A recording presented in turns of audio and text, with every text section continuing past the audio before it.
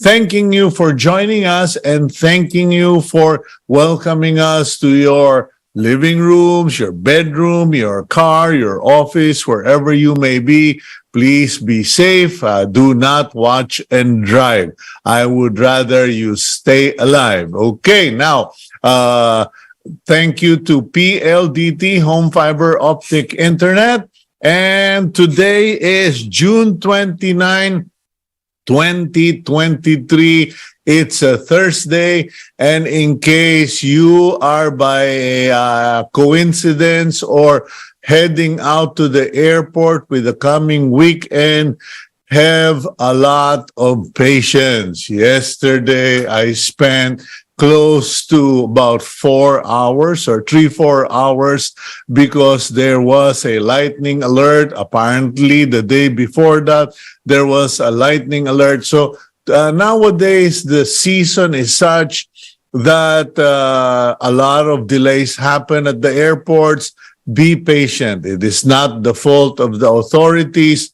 It is nature, and they are simply playing it safe. Okay, so today, let's start with our discussion.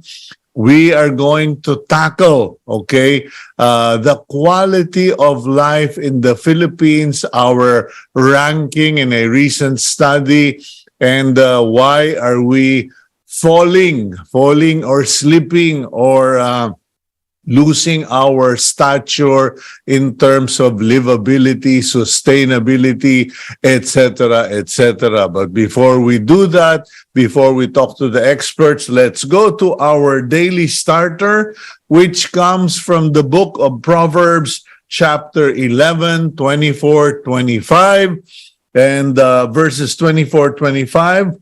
And it goes, one person gives freely, yet gains even more.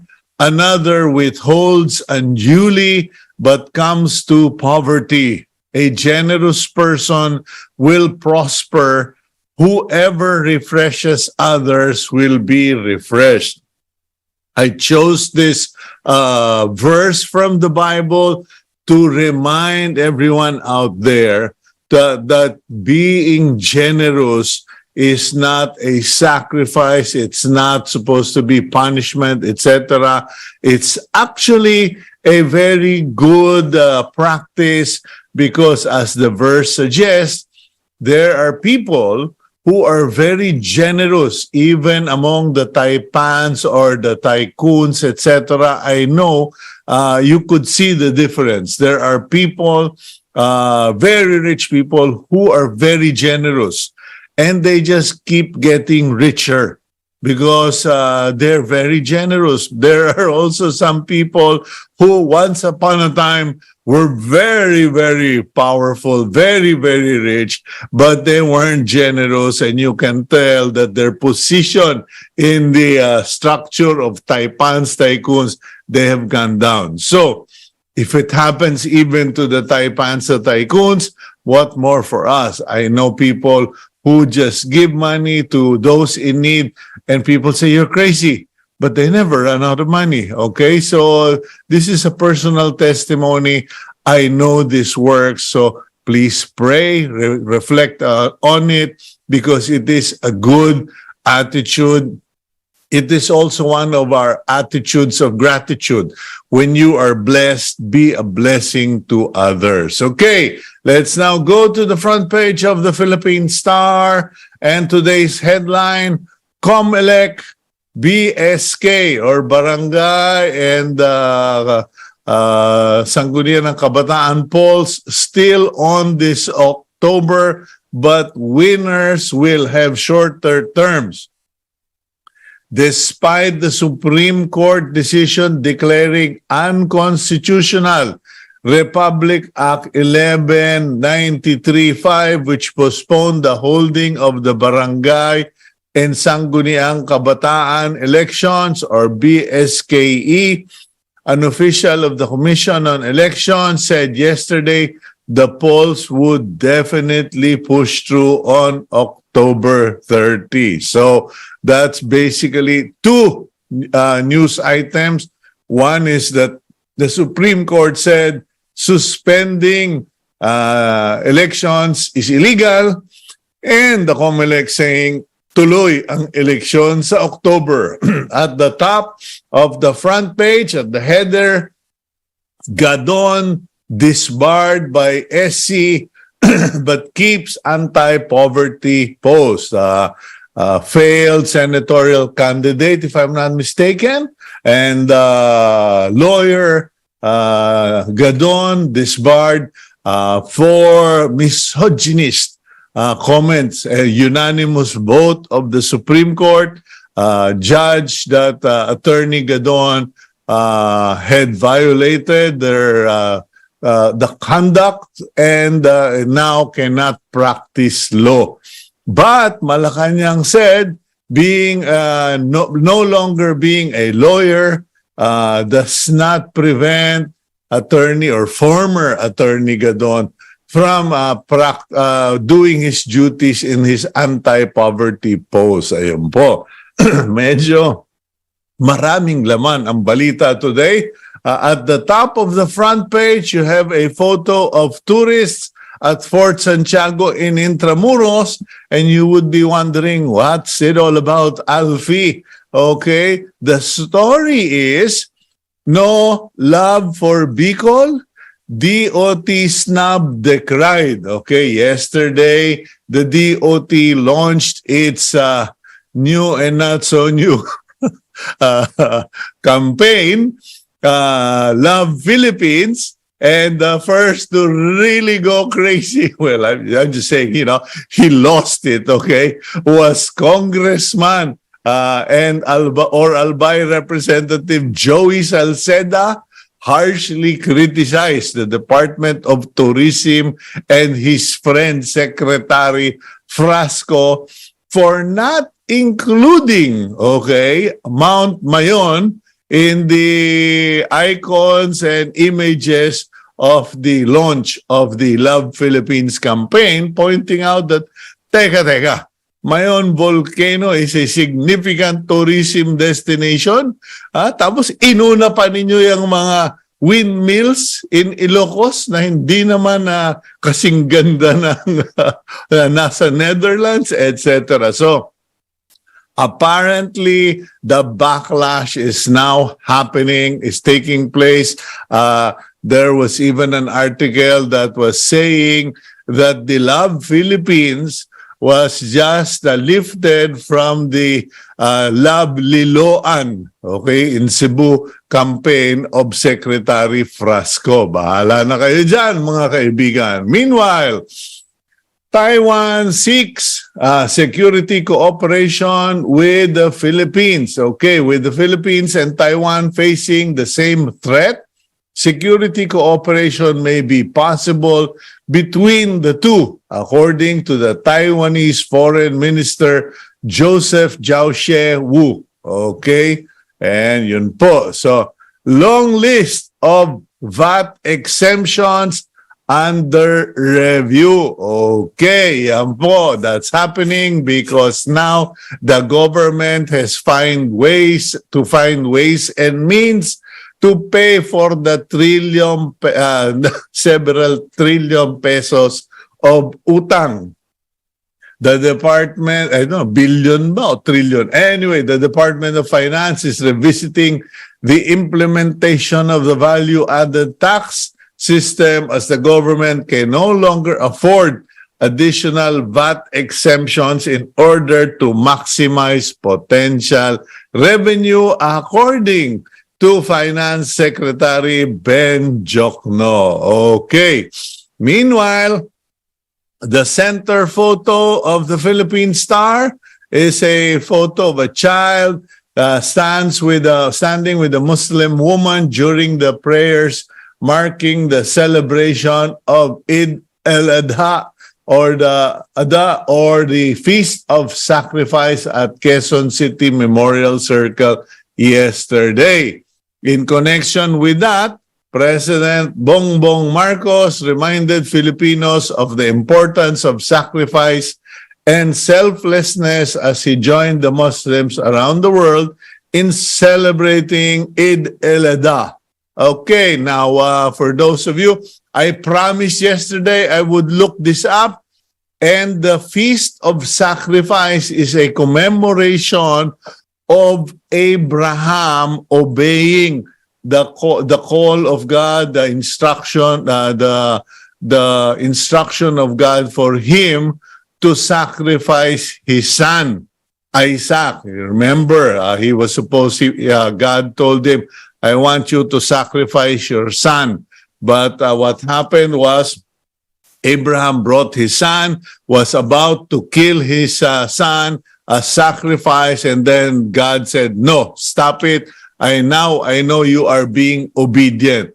While we observe the feast of the sacrifice, the act of willing to sacrifice, the act that is being honored is his obedience to God. Kasi the sacrifice did not take place. Okay, so medyo yung mga speech dyan, put context to it. Okay, anyway, UP leads the Philippine universities in QS World Rankings. The University of the Philippines slightly improved and retained its top spot in the latest World University Rankings released by education information provider Quarelli Simons.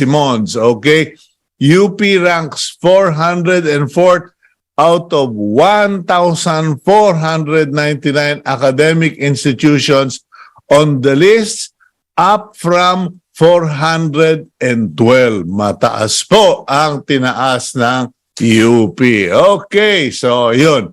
And there you go on your screen are the rankings of the different Philippine universities compared to each other. Okay, so that's all the news we have on the front page of the Philippine Star. Let's get on with today's program. Gab, please roll out the Betamax. Metro Manila saw its ranking go down by 4 notches in this year's Global Livability Index. Based on the report by the Economist Intelligence Unit, Manila placed 136th among 173 cities as it got a score of 60.9 out of 100. The EUI's index assesses which locations around the world provide the best or worst living conditions. Cities are assessed using over 30 qualitative and quantitative factors across 5 categories: stability, healthcare, culture and environment, education, and infrastructure. For each factor, a city is rated as acceptable, tolerable, uncomfortable, undesirable, or intolerable. Focusing on infrastructure, Manila's score was unchanged at 64.3. Does this mean that no progress has been made when it comes to the country's infrastructure capabilities? Let's discuss that on today's agenda. Robert Siy is a development economist, city and regional planner, and public transport advocate. He is also a co-convener of Move as One, a coalition composed of groups and individuals advocating for an inclusive transportation system. Okay, good morning, Mr. Robert Siy. Welcome back to the program agenda. Cito, good morning, and thank you again for inviting me. I always love being on your show. Okay, well, I hope you continue to love guesting here, but our subject matter for today is not lovable, okay? Although the campaign for tourism is Love the Philippines, the survey, the study that we were citing this morning shows that in terms of infrastructure, we have had no forward movement. We did not regress. And I know that many of your campaigns, your agenda, so to speak, is dependent on infrastructure. What's your reaction to this study and the fact that it says wala tayong improvement on infrastructure? What exactly does that mean? Is it simply roads? You know, Cito, I love this type of survey. No survey is perfect, no assessment is perfect. But here we are compared against our peer cities. And definitely it shows we have not fared well versus, other places like Hanoi, Bangkok, Jakarta that have actually progressed quite well in terms of the rankings. The Metro Manila has actually regressed. And like you pointed out, infrastructure has not moved, in its score. The calculation, as I see in the way they calculate the infrastructure category, it's a composite of many different factors. So it rates quality of road network, quality of public transport, quality of international connections, housing, energy, water, telecommunication. So it's really a composite of many different infrastructure aspects. But what it tells us is, even after all the spending that we did during the Duterte administration, all the build, golden age of infrastructure, we spend, about 1 trillion a year on infrastructure. It hasn't moved us a notch in terms of our score. And that tells us that we are spending, but the results aren't being felt. The Economist has analysts and has local contributors who help to evaluate the quality of all these different aspects. And it is telling us that we have not improved the quality of our services despite all this spending. So it's either we are not spending on the right things or the money is not going where it should. There are leakages. Is it possible, Robert, that this survey studies the direct spending and investment of government? Because by and large, most of the infrastructure projects in the country are initiated and programmed or constructed by the private sector. Telecoms is private sector. A lot of our expressway road networks is private sector, etc. So is there a distinction? Did this group study only what is on the agenda or reports of government, or because I guess you have to separate apples from oranges. They are not looking strictly at spending. They look more at the quality of the service that's being delivered. And for example, when you look at public transport or even the other infrastructure such as international links, I think many of us would say there's still a lot to be desired in terms of many of these services. If you would, can you dissect each category that you read earlier in terms of what the study checked on? Could you do it one by one and point out where we fell short or what the government did wrong? I cannot, we don't have enough information on how the analysts of The Economist actually make their specific quantify their ratings. Yeah, but you read about five pieces. We can go through those. Yeah, please. So first is our road network.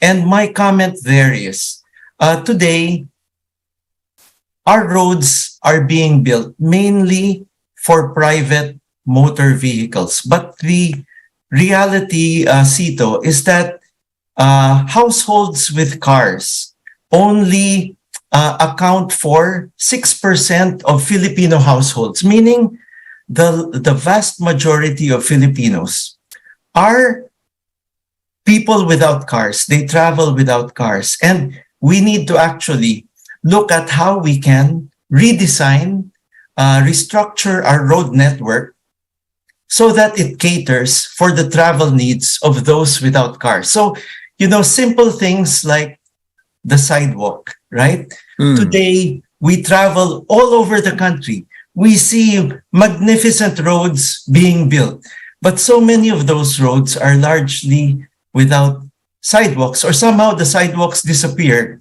because more space is taken up for vehicle use. And this, for me, is it reduces the mobility of the majority of Filipinos. Well, you hit the nail on the head, so to speak, because when you think of all the great roads in the country, they're all privately constructed. They're all expressways. They're all mostly for private vehicles or vehicles that can afford the tollways, and that comprises what, 10% of the population. Yes. And maybe I can point out, of course, the Department of Public Works, they build a lot of national roads. But today, many of those roads are in my view, fundamentally unsafe, because national roads were built, many of them, at a time when they passed through largely unpopulated agricultural areas. Today, 1/3 of our national roads actually go through the center of towns and cities. And yet, they are designed and for high speed. And this actually endangers many of our citizens, especially our youth, who, use the national roads for walking to school, walking Motorcycles. to church, motorcycles, exactly. Yeah. And finding ways of making these national roads safer. For me, that is a fundamental challenge. We need to look at how we can restructure our existing road network and also our future road network so that they are safe and functional for the majority of Filipinos. So those. Well, you're right. You're right there, Robert.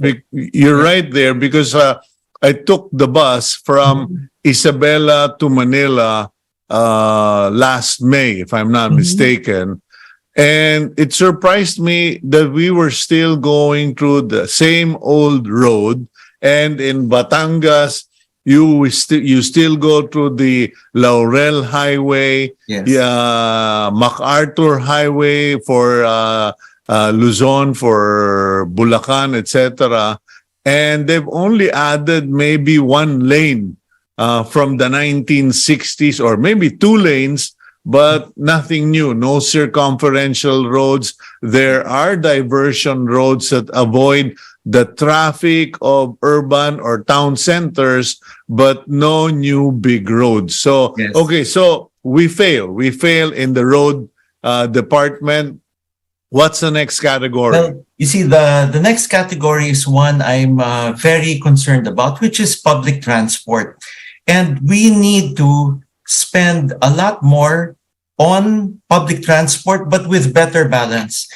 Okay, I would say, looking at the spending on public transport, it was a largely neglected sector for many years. And during the Duterte administration, there was a large shift. We are now spending a huge amount on railways. But we need to recognize railways will take many years to develop. And if you look at the experience in many countries, it often takes 8, 10, even more years to build the railway. And even MRT-7 is taking quite a while. We need to balance it with other spending, such as for road-based public transport. And this is why we need to continue to support spending for public utility vehicle modernization. But the government, regardless of administration, Robert, I have the impression, and I actually pointed this out yesterday to a friend, the Philippine government is not one that subsidizes, not one to actually spend the Philippine government is largely operates as a collection agency of taxes. Even before businesses are running, they're already collecting money for permits, etc. And someone was telling me, Kuya, we were studying the rise as a private company, and after 2 weeks we gave up because we can't really do it. Yeah. And I said, what made you think that you can compete with Vietnam, China, etc., that subsidizes the rise? So same thing with infrastructure. Absolutely. In terms of, we have to look at mobility, public transport as a basic human need. It's not something that the government can say, oh, sa private sector na lang yan, kaya nila yan. We cannot impose that burden on the private sector and expect it to deliver a sufficient and quality product. And that is the lesson worldwide. When we did we sorry, Robert, okay, this is very engaging conversation. Did we fail because compared to Vietnam, to Thailand, all these places, because when we talk about problems or studies, we tend to think Metro Manila. But is this survey Metro Manila? Is this a metro-centric, or is it a national output? This survey is Metro Manila. So when they give this rating, it's Metro Manila. But it also reflects the situation nationwide. Successive administrations have not given public transport the support that it needs. We need to give it the same support as other fundamental needs such as health and education. When a person is denied mobility, it means that they cannot get to schools, they cannot get to hospitals or clinics, they cannot get to basic services or markets, they cannot get to jobs. And this is where we are squeezing our society ourselves. We are the fact. Yes. Yeah, the fact that we are still reliant on jeepneys, buses, and tricycles compared. I haven't been to Vietnam. I haven't been to Indonesia, Robert.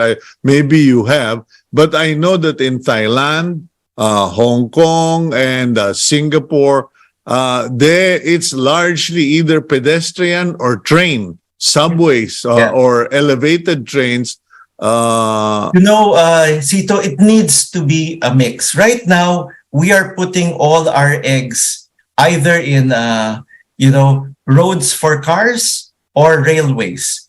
We need a better balance. We need first spending on active transport, meaning bicycle lanes, protection for cyclists, because many millions of Filipinos are now on bicycles going to work and school. We need to spend on pedestrian facilities, especially for the most, the most vulnerable, persons with disabilities, pregnant women, young children. And then we need to spend on road-based public transport. Well, you pointed out a sore point for me when you said for people with disability. My sister, who is visually impaired, recently visited here. And when they had to go to some of the government offices, my wife, who's from the Netherlands, pointed out, my God, there are barely any pedestrian walkways, and blind people or people with visual impairment will end up in holes with risks, etc. But Cito, it's despite the existence of a law which BP 344 requires all our government agencies to construct public facilities that are accessible for persons with disability. But it's a law that has been largely ignored.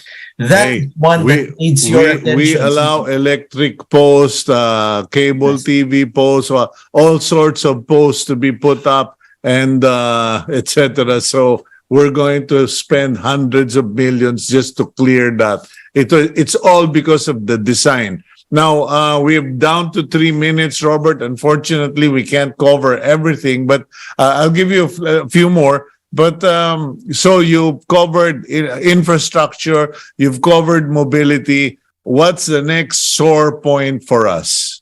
Well, for me, it's I would say we need to focus on the safety of our children. And this is what I just want to raise this as a key point. All over the Philippines, we have roads that pass right in front of schools. And these are roads which actually endanger many of our millions of kids who are walking to school every day. We don't have proper road safety arrangements for school zones, if you notice. And for me, this is one advocacy I'd like all of us to push for. And this is one big example of, to make our communities livable, they have to be, number one, safe for our children. You mentioned the Netherlands. That is really a model country. Netherlands, you have kids who are walking and biking to school by themselves, right? And every parent, feels confident that they will get to school safely. Same thing. Same thing in Japan. Yeah, that's what we need to aspire for. That should be the instruction that the president needs to give to all our government agencies. And if you look at what President Marcos instructed our officials in DPWH at the 125th anniversary, he said, it's not just about physical infrastructure. We need to be inclusive, right? We need to be inclusive. So that speaks, volumes. Okay. When he said inclusive, have they put their money where their mouth is? Yes. Have you seen it? Really, not yet. You see, we need to deliver infrastructure, not just for the wealthiest 6%. We need to deliver infrastructure that works for all of us, regardless of our ability, regardless of our income status. We need that type of infrastructure. So it needs a change in mindset. We are not building infrastructure so that everyone will eventually have a car or motorcycle. That will not work. That will make us the most unlivable place. The most livable cities are where people walk, bike, and use public transport independently and safely and conveniently. That's where we need to go. Okay, in one of the hottest places in the region, we don't even appreciate the value of shade. Okay, so yeah. One last thing. Okay, we need to build. We need to have trees where we have roads, right? So they need to have a green thumb. Everyone building roads should have trees alongside the road. Good luck on that. Thank you very much, Robert. Robert Siy, for your inputs. They're very much appreciated. Have a good weekend ahead of you, and God bless you. God bless you too, Cito. See you next time. Okay, now we go for a quick break. When we return, we resume our conversation regarding this topic here on Agenda.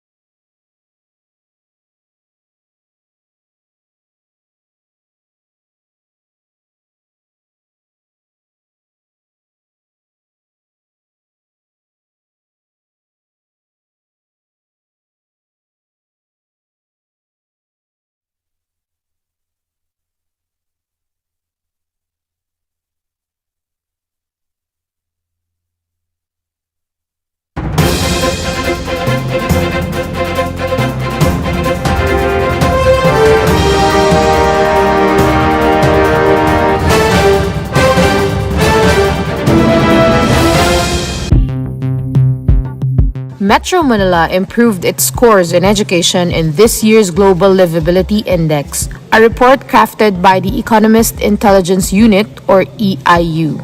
Manila posted a score of 66.7 this year, up from 58.3 last year.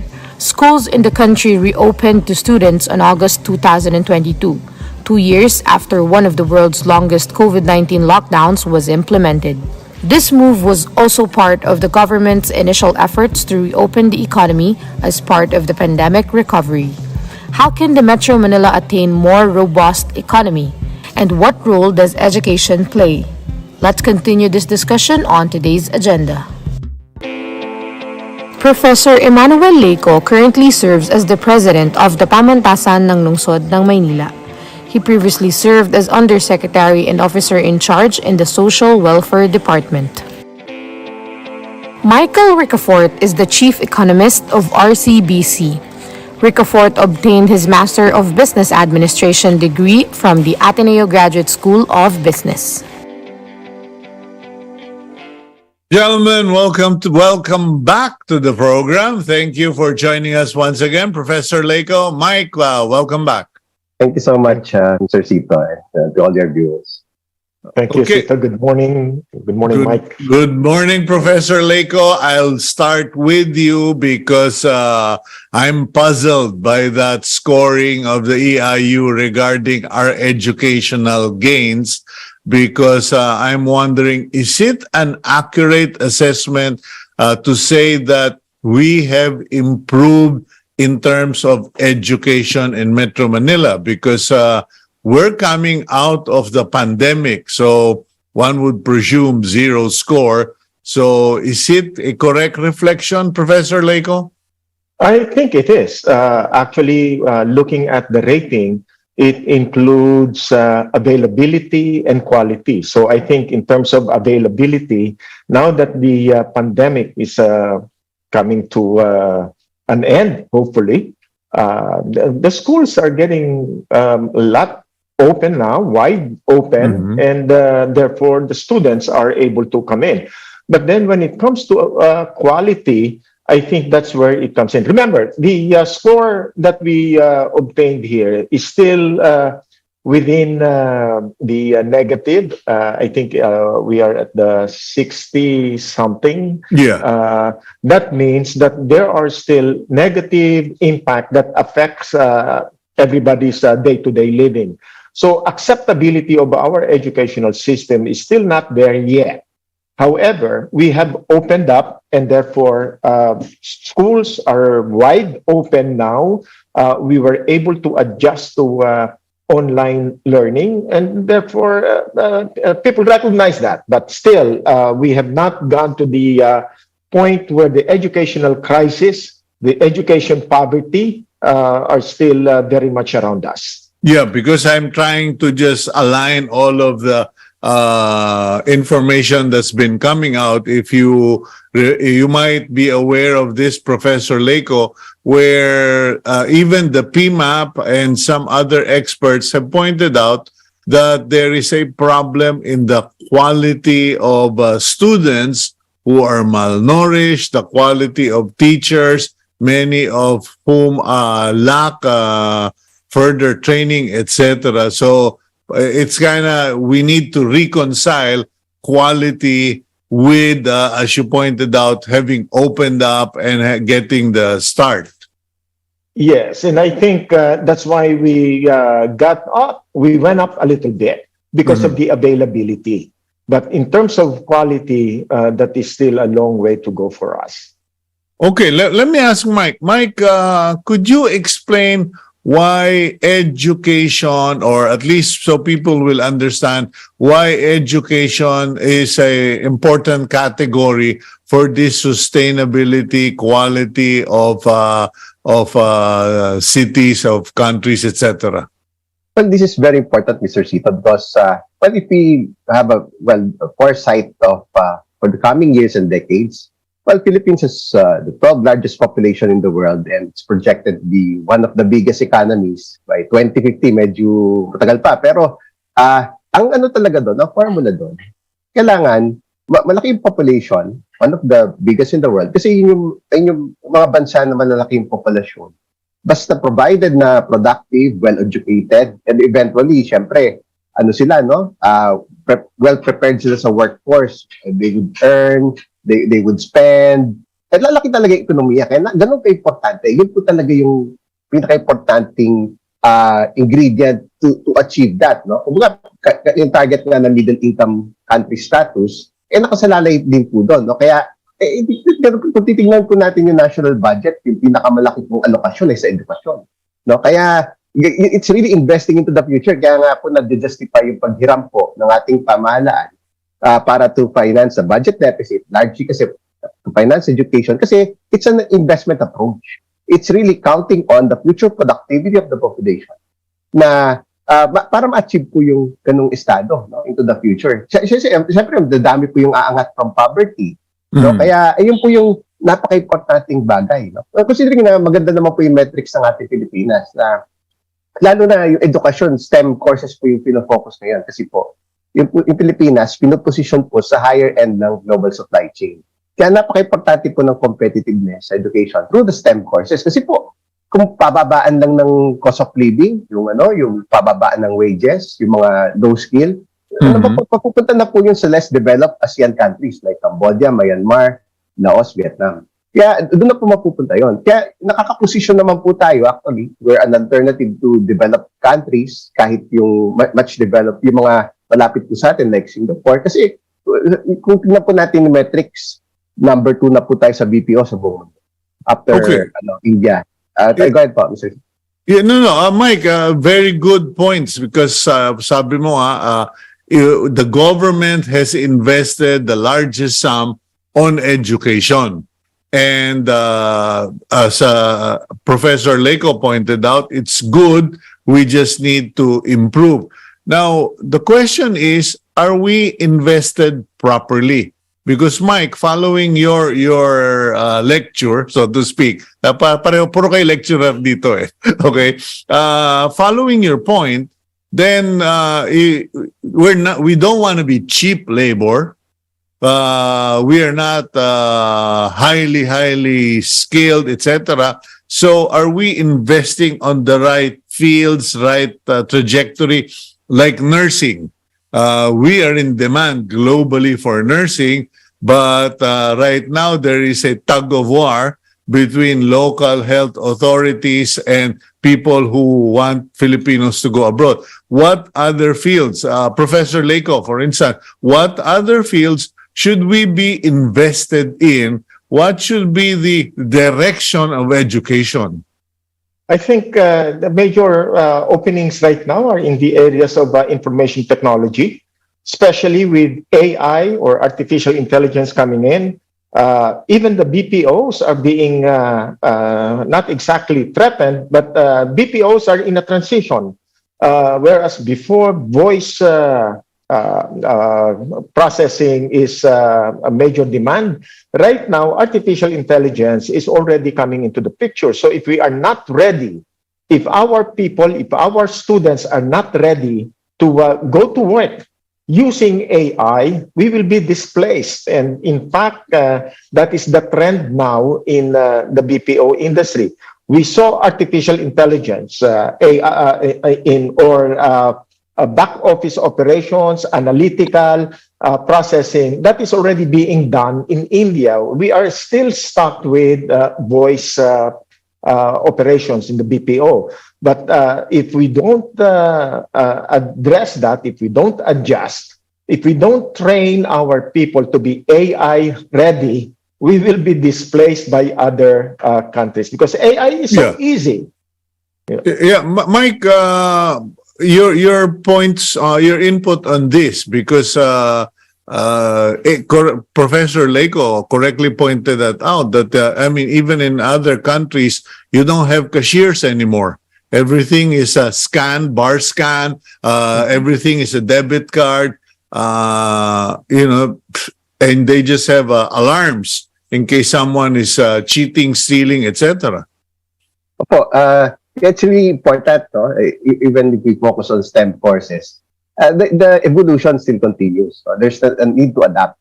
Kasi tulad Yeah. yung AI is already trying to, although it's just trying to making the people, more people, especially, particularly, ito BPO, no? Nag-uusapan natin. Yeah. To be more adaptive to AI. There may be a need to, it would either complement on some tasks or compete, no?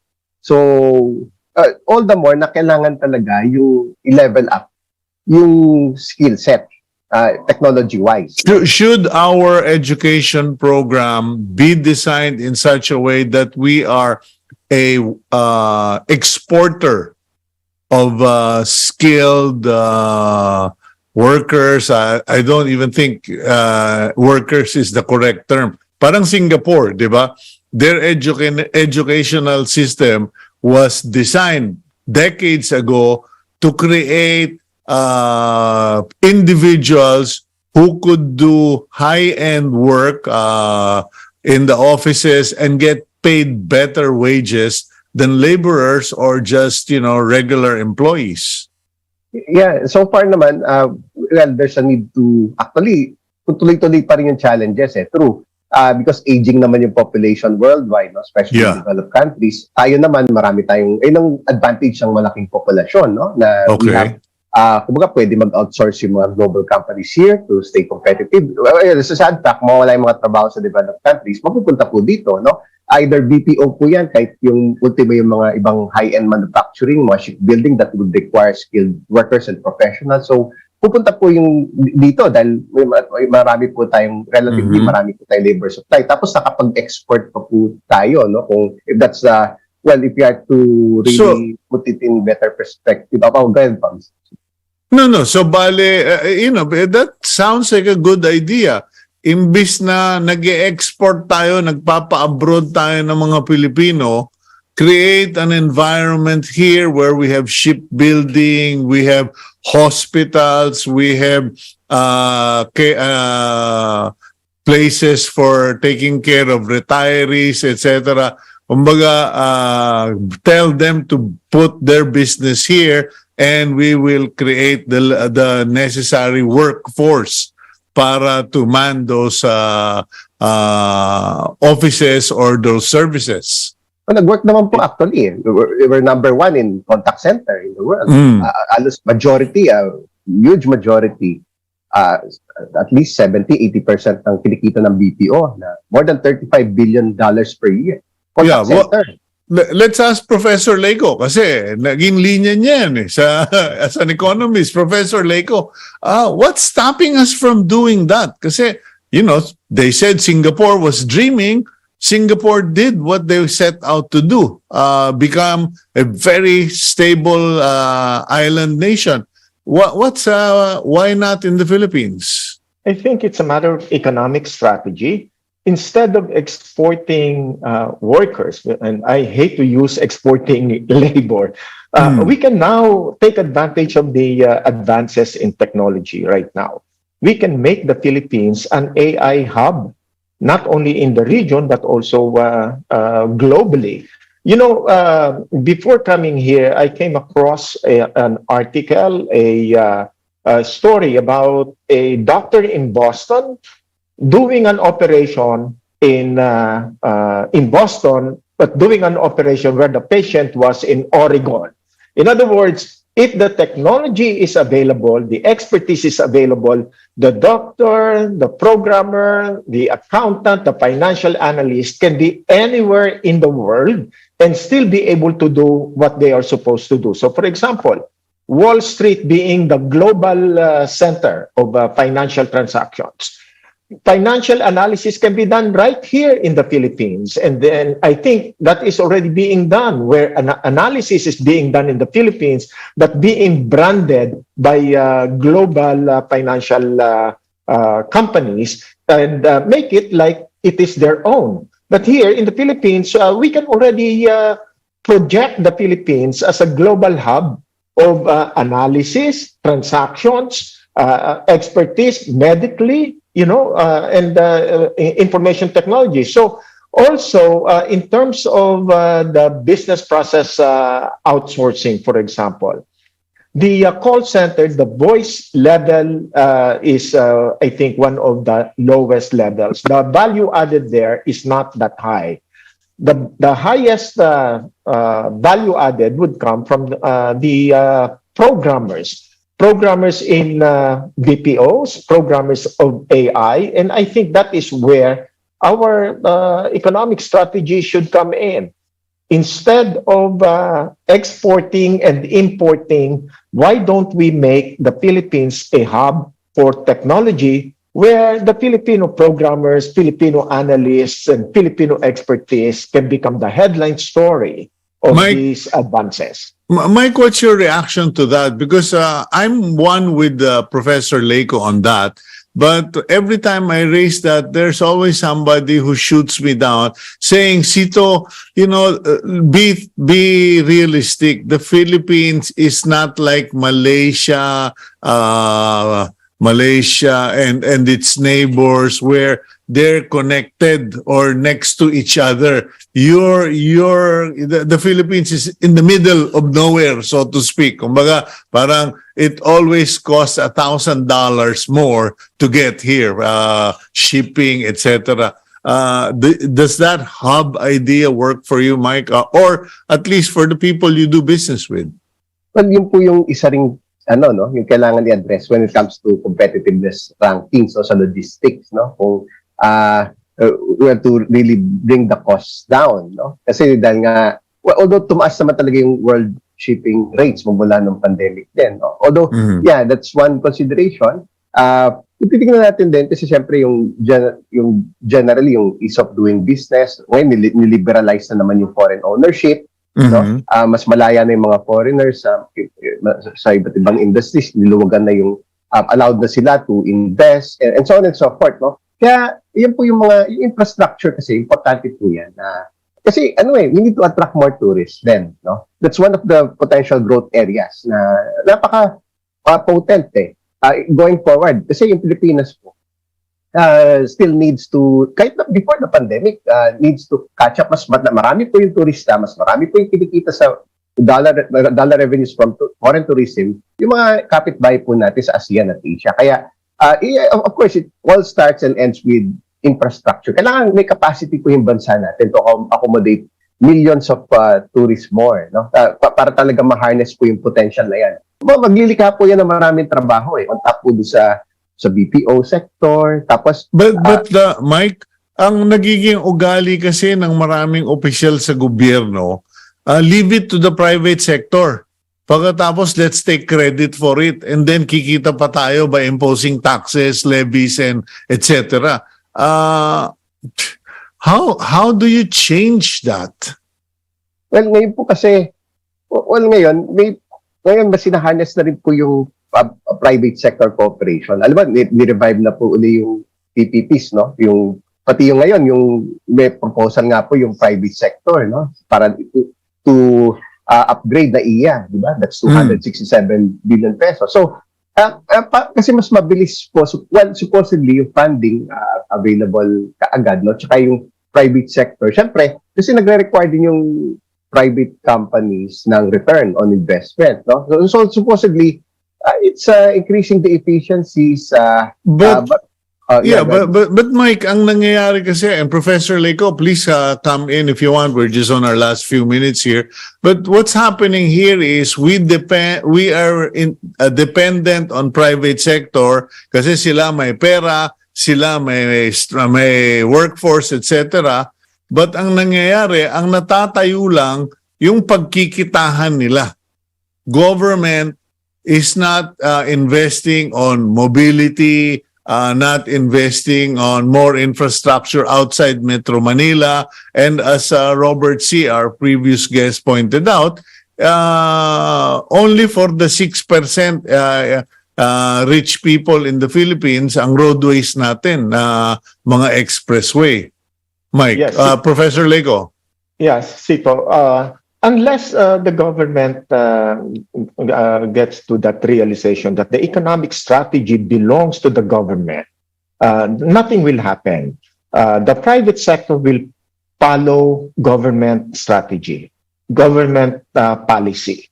But if the government leaves it to the private sector, it will just be kanya-kanya, one a private sector to another. And that will become a very chaotic economic strategy. So right now, I think unless the government embraces an economic strategy that is meant to empower our own economic forces to